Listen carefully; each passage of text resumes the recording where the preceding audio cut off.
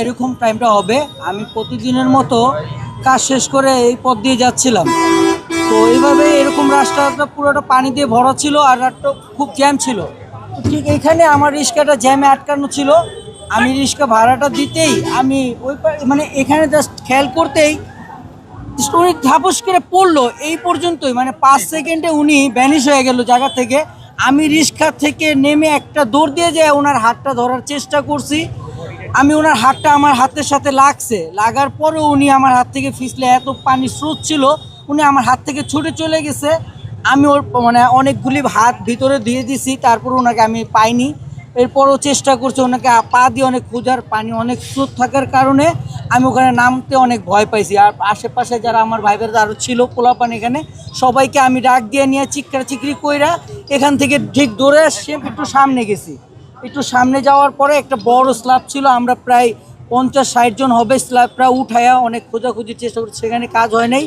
তারপর আমরা এখান থেকে নিয়ে একেবারে এশিয়া পাম্প পর্যন্ত যেগুলো মানে গ্যাপগুলো ছিল, মানে স্ল্যাব নাই, সবগুলো জায়গায় আমরা কাঠ দিছি, বাঁশ দিছি। দেওয়ার পরে আমরা সবাই দৌড়াদৌড়ি করে অনেক খোঁজাখুঁজি করছি, শেষে কোনো কাজ হয়নি। যখন 15 মিনিট ওভার হয়ে গেছে তখন ফায়ার সার্ভিসকে আমি ফোন দেই। ফোন দেওয়ার পরে বলতেছে যে হ্যাঁ ফায়ার সার্ভিস আমরা যোগাযোগ করতেছি।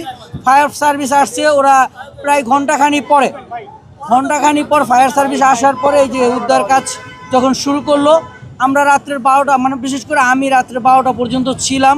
তারপরে একটা পুলিশের সাথে আমি একটা আমার যে এস্টিমেট, আমার যে কথাগুলো ছিল আমি সব বইলা, আমি পায়ে ব্যথা পাইছি স্ল্যাবের থেকে, আমি পায়ের নোকে, আমার নোকটা এখনো উল্টে আছে।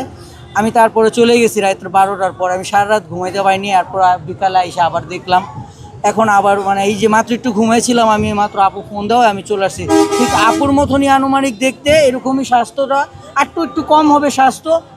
একটা বোরখা পরা ছিল, আমি যদি আর 2টা সেকেন্ড হয়তো সময় পেলে আমি হয়তো বাঁচাইতে পারতাম, কিন্তু আল্লাহ চাইনি যে তিনি পৃথিবীতে থাকুক, বা আমি অনেক চেষ্টা করছি। আমি নিজে খুব আমার খারাপ লাগছে যে একটা মানুষ আমার হাত থেকে ছুটে চলে গেছে।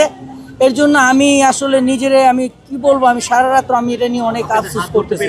জি আমি পারছেন, কিন্তু পারি না, আজকে পারি না, অনেক পানির স্রোতের কারণে তিনি আমার হাত থেকে ফিসলে চলে গেছে ভাই।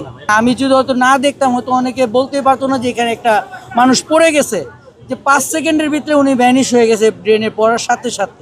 আমি ওনাকে পড়তে দেখছি। জি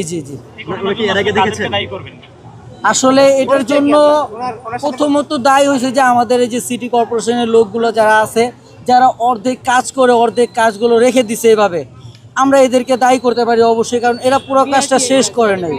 ঠিক আছে, বিআরটি এর কাজ যাই হোক,